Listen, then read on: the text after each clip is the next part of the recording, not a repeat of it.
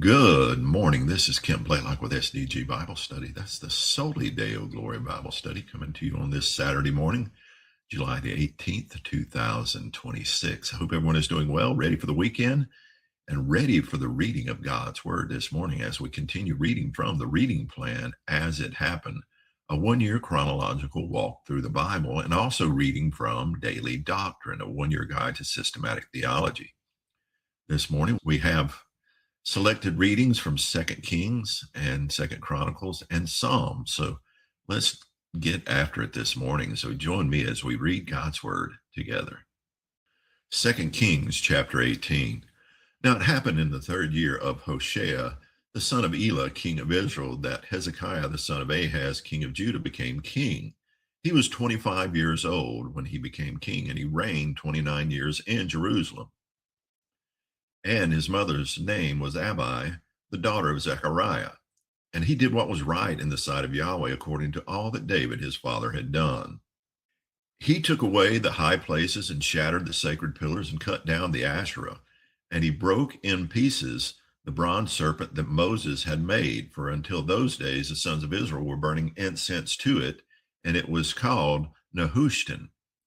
He trusted in Yahweh, the God of Israel, so that after him there was none like him among all the kings of Judah, nor among those who were before him. So he clung to Yahweh. He did not turn away from following him, but kept his commandments, which Yahweh had commanded Moses. And Yahweh was with him wherever he went. He prospered. And he rebelled against the king of Assyria and did not serve him. He struck the Philistines as far as Gaza and its territory, from watchtower to fortified city. 2 Chronicles chapter 29. Hezekiah became king when he was 25 years old, and he reigned 29 years in Jerusalem. And his mother's name was Abijah, the daughter of Zechariah. And he did what was right in the sight of Yahweh, according to all that David his father had done. In the first year of his reign, in the first month, he opened the doors of the house of Yahweh and repaired them. And he brought in the priests and the Levites and gathered them into the square on the east. Then he said to them, "Listen to me, O Levites, set yourselves apart now as holy, and set apart as holy the house of Yahweh, the God of your fathers, and bring out the impurity from the holy place. For our fathers have been unfaithful and have done what is evil in the sight of Yahweh our God, and have forsaken him and turned their faces away from the dwelling place of Yahweh, and have turned their backs. They have also shut the doors of the porch and put out the lamps, and have not burned incense or offered burnt offerings in the holy place to the God of Israel. Therefore the wrath of Yahweh was against Judah and Jerusalem, and he has made them an object of terror, of horror, and of hissing, as you see with your own eyes. And behold, our fathers have fallen by the sword, and our sons and our daughters and our wives are in captivity for this. Now it is in my heart to cut a covenant with Yahweh, the God of Israel, that his burning anger may turn away from us. My sons, do not be at ease now, for Yahweh has chosen you to stand before him, to minister to him, and to be ministers and offer offerings up in smoke." Then the Levites arose, Mahath, the son of Amasiah, and Joel, the son of Azariah, for the sons of the Kohathites. And for the sons of Merari, Kish, the son of Abdi, and Azariah, the son of Jehalelel. And from the Gershonites, Joah, the son of Zimmah, and Eden, the son of Joah. And from the sons of Elzaphan, Zechariah, and Mattaniah. And from the sons of Heman, Jehiel and Shammai, and from the sons of Jeduthun, Shemaiah and Uzziel. And they gathered their brothers, set themselves apart as holy, and went in to cleanse the house of Yahweh, according to the commandment of the king by the words of Yahweh. So the priests went in to the inner part of the house of Yahweh to cleanse it. And every unclean thing which they found in the temple of Yahweh, they brought out to the court of the house of Yahweh. Then the Levites received it to bring out to the Kidron Valley to the outer area. Then they began to set it apart as holy on the first day of the first month, and on the 8th day of the month they entered the porch of Yahweh. Then they set apart the house of Yahweh as holy in 8 days, and completed it on the 16th day of the first month. Then they went in to King Hezekiah and said, "We have cleansed the whole house of Yahweh, the altar of burnt offering with all of its utensils, and the table of showbread with all of its utensils. Moreover, all the utensils which King Ahaz had rejected during his reign in his unfaithfulness, we have prepared and set apart as holy, and behold, they are before the altar of Yahweh." Then King Hezekiah rose early and gathered the princes of the city and went up to the house of Yahweh. And they brought 7 bulls, 7 rams, 7 lambs, and 7 male goats for a sin offering for the kingdom, the sanctuary, and Judah. And he ordered the priests, the sons of Aaron, to offer them on the altar of Yahweh. So they slaughtered the bulls, and the priests took the blood and splashed it on the altar. They also slaughtered the rams and splashed the blood on the altar. They slaughtered the lambs also and splashed the blood on the altar. Then they had the male goats of the sin offering approach before the king and the assembly, and they laid their hands on them. And the priests slaughtered them and purged the altar with their blood to atone for all Israel. For the king ordered the burnt offering and the sin offering for all Israel. He caused the Levites to stand in the house of Yahweh with cymbals, with harps, and with lyres, according to the command of David and of Gad the king's seer, and of Nathan the prophet. For the command was from Yahweh by the hand of his prophets. And the Levites stood with the musical instruments of David, and the priests with the trumpets. Then Hezekiah said to offer the burnt offering on the altar. When the burnt offering began, the song of Yahweh also began with trumpets, accompanied by the instruments of David, king of Israel. While the whole assembly worshiped, the singers also sang, and the trumpets sounded. All this continued until the burnt offering was completed. Now, at the completion of the burnt offerings, the king and all who were present with him bowed down and worshipped. Moreover, King Hezekiah and the officials ordered the Levites to sing praises to Yahweh with the words of David and Asaph the seer. So they sang praises with gladness and bowed down and worshipped. Then Hezekiah answered and said, "Now that you have become ordained to Yahweh, approach and bring sacrifices and thank offerings to the house of Yahweh." And the assembly brought sacrifices and thank offerings, and all those who were willing of heart brought burnt offerings. And the number of the burnt offerings which the assembly brought was 70 bulls, 100 rams, and 200 lambs. All these were for a burnt offering to Yahweh. And the holy things were 600 bulls and 3,000 sheep. But the priests were too few, so that they were unable to skin all the burnt offerings. Therefore their brothers, the Levites, helped them until the work was completed, and until the other priests had set themselves apart as holy. For the Levites were more upright of heart to set themselves apart as holy than the priest. There were also many burnt offerings with the fat of the peace offerings and with the drink offerings for the burnt offerings. Thus the service of the house of Yahweh was established again. Then Hezekiah and all the people were glad over what God had prepared for the people, because the thing came about suddenly. 2 Chronicles chapter 30. And Hezekiah sent to all Israel and Judah and wrote letters also to Ephraim and Manasseh, that they should come to the house of Yahweh at Jerusalem to celebrate the Passover to Yahweh, the God of Israel. And the king and his princes and all the assembly in Jerusalem had taken counsel to celebrate the Passover in the 2nd month, since they could not celebrate it at that time, because the priests had not set themselves apart as holy in sufficient numbers, nor had the people been gathered to Jerusalem. Thus the thing was right in the eyes of the king and in the eyes of all the assembly. So they established a decree to make a proclamation pass throughout all Israel, from Beersheba even to Dan, that they should come to celebrate the Passover to Yahweh, the God of Israel, at Jerusalem. For they had not celebrated it in great numbers, as it was written. And the couriers went throughout all Israel and Judah with the letters from the hand of the king and his princes, even according to the commandment of the king, saying, "O sons of Israel, return to Yahweh, the God of Abraham, Isaac, and Israel, that he may return to those of you who escaped and remained from the hand of the kings of Assyria.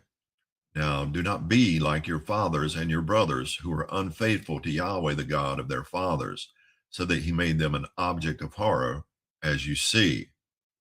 Now, do not stiffen your neck like your fathers, but give your hand to Yahweh and enter his sanctuary, which he has set apart as holy forever, and serve Yahweh your God, that his burning anger may turn away from you. For when you return to Yahweh, your brothers and your sons will find compassion before those who led them captive and will return to this land. For Yahweh your God is gracious and compassionate and will not turn his face away from you if you return to him. So the couriers passed from city to city through the country of Ephraim and Manasseh as far as Zebulun, but they were laughing at them to scorn and mocking them. Nevertheless, some men of Asher, Manasseh, and Zebulun humbled themselves and came to Jerusalem. The hand of God was also on Judah to give them one heart to do what the king and the princes commanded by the word of Yahweh. Now, many people were gathered at Jerusalem to celebrate the Feast of Unleavened Bread in the second month, a very large assembly. And they arose and took away the altars which were in Jerusalem. They also took away all the incense altars and cast them into the brook Kidron. Then they slaughtered the Passover lambs on the 14th of the second month, and the priests and Levites were ashamed of themselves and set themselves apart as holy and brought burnt offerings to the house of Yahweh. And they stood at their stations according to the legal judgment for them, according to the law of Moses, the man of God. The priests splashed the blood which they received from the hand of the Levites. For there were many in the assembly who had not set themselves apart as holy. Therefore the Levites were over the slaughter of the Passover lambs, for everyone was unclean, in order to set them apart as holy to Yahweh. For a multitude of the people, even many from Ephraim and Manasseh, Issachar and Zebulun, had not cleansed themselves, yet they ate the Passover otherwise than what was written. For Hezekiah prayed for them, saying, May Yahweh, who is good, atone for everyone who prepares his heart to seek God, Yahweh, the God of his fathers, though not according to the rules of cleansing of the sanctuary. So Yahweh heard Hezekiah and healed the people. And the sons of Israel present in Jerusalem celebrated the Feast of Unleavened Bread for 7 days with great gladness. And the Levites and the priests praised Yahweh day after day with loud instruments to Yahweh. Then Hezekiah spoke to the hearts of all the Levites, who showed good insight in the things of Yahweh. So they ate for the appointed 7 days, sacrificing peace offerings and giving thanks to Yahweh, the God of their fathers. Then the whole assembly took counsel to determine to celebrate the feast another 7 days.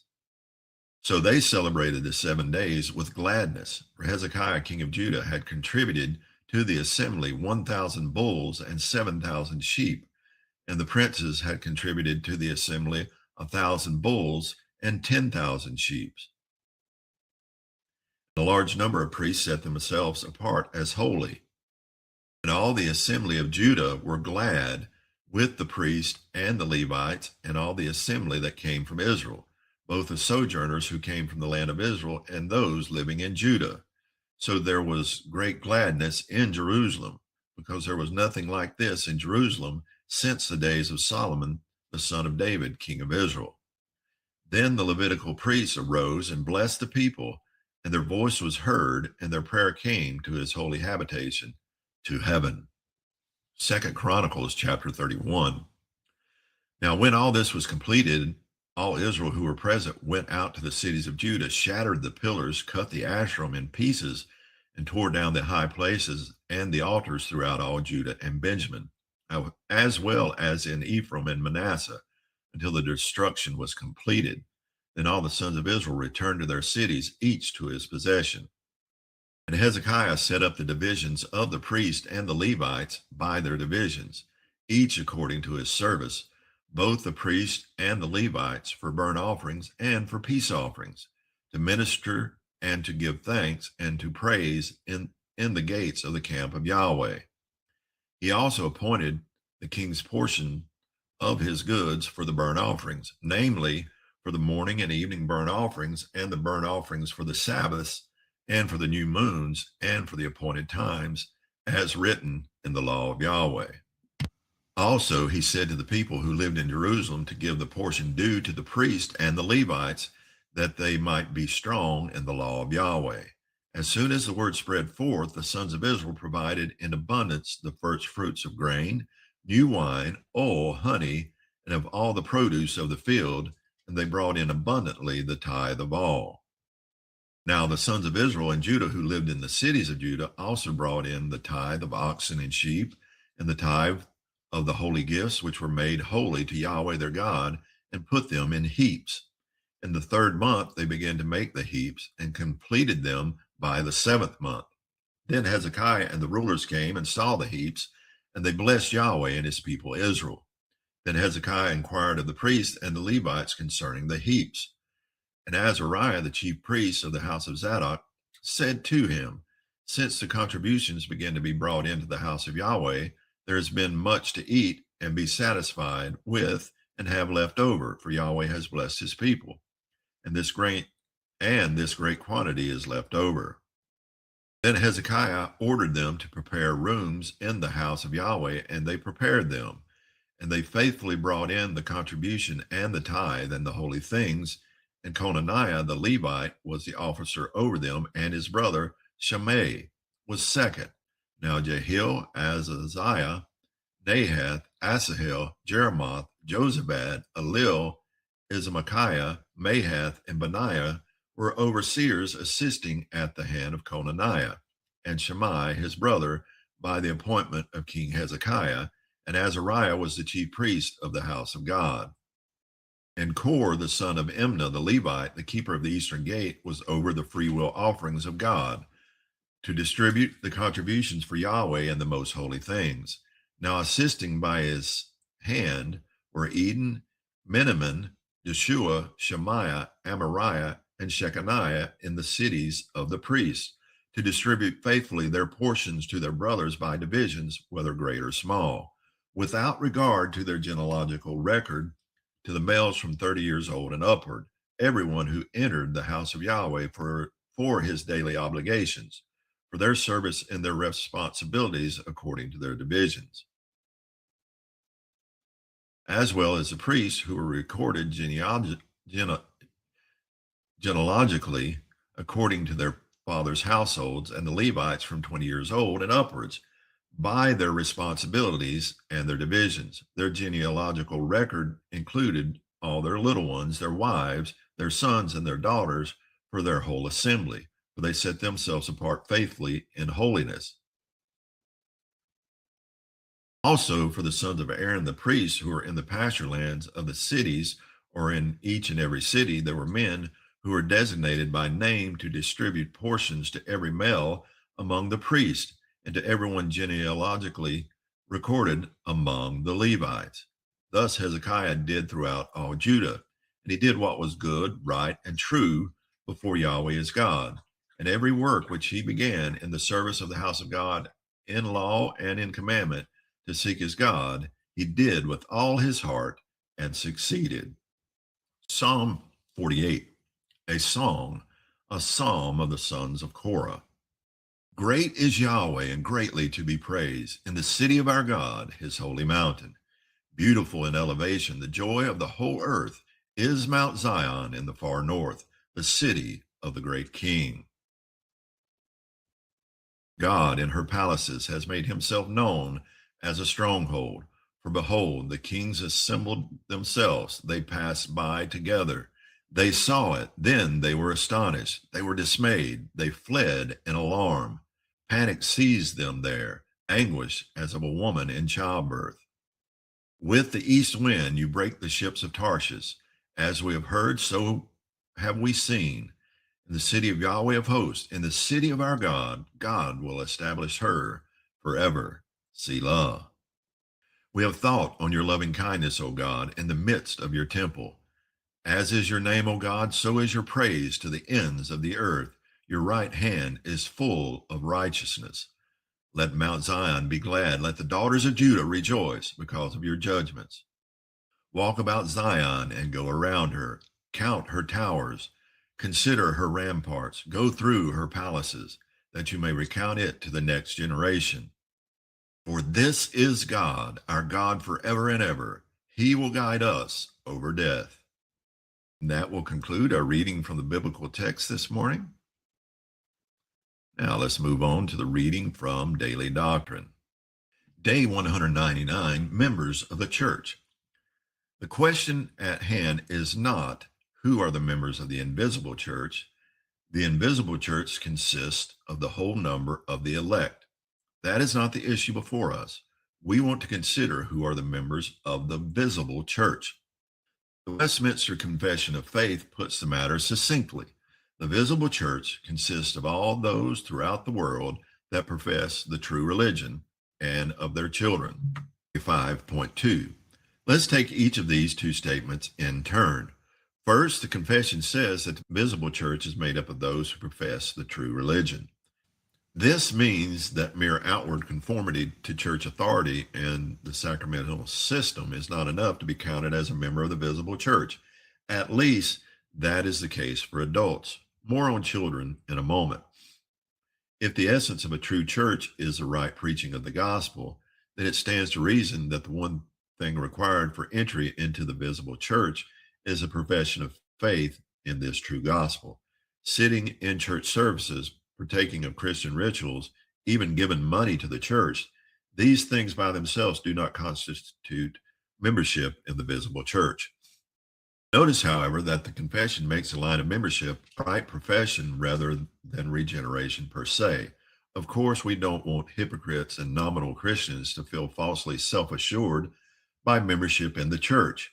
And yet the confession recognizes that determining inner conviction and experience is extremely difficult. We are more competent to judge what can be seen and heard instead of the invisible realities of the heart. Adult church members must make a credible profession of faith that can be seen in their character and patterns of life.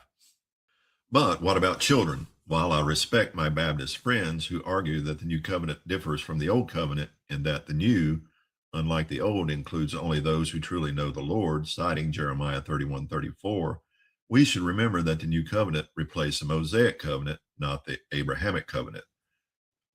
31:32, and confer with Galatians 3:17. What Jeremiah promises is the fulfillment of the promises to Abraham that I will be their God and they shall be my people. Jeremiah 31:33, and conferring with Genesis 17:7 and 8. As we move from the old covenant to the new covenant, no new principle regarding children is introduced. The covenant promises still include children. Acts chapter 2, verse 39. Children of believers are still considered holy to the Lord. 1 Corinthians chapter 7, verse 14. And God still deals with whole households. Acts chapter 16, verses 13 through 15. For 2 millennia, from Abraham to Christ, the visible church included believers and their children. If children were suddenly excluded from membership in the family of God, surely there would have been howls of protest from confused parents in the early church. We see great controversy over the expanding nature of the visible church, now bringing in the Gentiles, but we do not see a contradiction that would cut children out. In fact, virtually every congregation and every Christian family treats their children as inside the church, even if their theology might suggest they are outsiders. While we undoubtedly ought to insist on children making their own profession of faith when they are of the age to do so, there is no good reason to think that covenant children do not belong to the visible church today, as the children of the covenant did before Christ. That's going to conclude our reading from the biblical text and daily doctrine this morning. What a beautiful reading in the biblical text this morning as we were introduced to Hezekiah and his faithfulness to God. A refreshing reading this morning, seeing a king who wanted to follow God fully with his heart, and how God blessed that desire from him, and how through his strong leadership to turn to God, he turned the nation's heart back to God. And then we read in Daily Doctrine, membership in the church. And I have to say this morning, this is the point in time when I, as a Reformed Baptist, disagree with the writer of Daily Doctrine. And this is a disagreement. I only believe that someone truly comes in to the church through repentance and faith to Christ. That does not mean that we don't bring up our children in the fear of God and bring them to the throne of God and to God's house regularly. But until they come to repentance and faith, they are not a part of the church. And that's the view I hold to. And that does not mean that I part fellowship with my fellow Reformed elect of God. I just differ in that. I love my Presbyterian brothers. I have stood shoulders to shoulder in ministry on the streets, proclaiming the gospel with them, and I love them dearly. But we are in disagreement here. And I don't know what you may hold, but it's not a reason to break fellowship with anyone. I hope you have a blessed day today. Enjoy this Saturday that God has given us, solely Deo Gloria.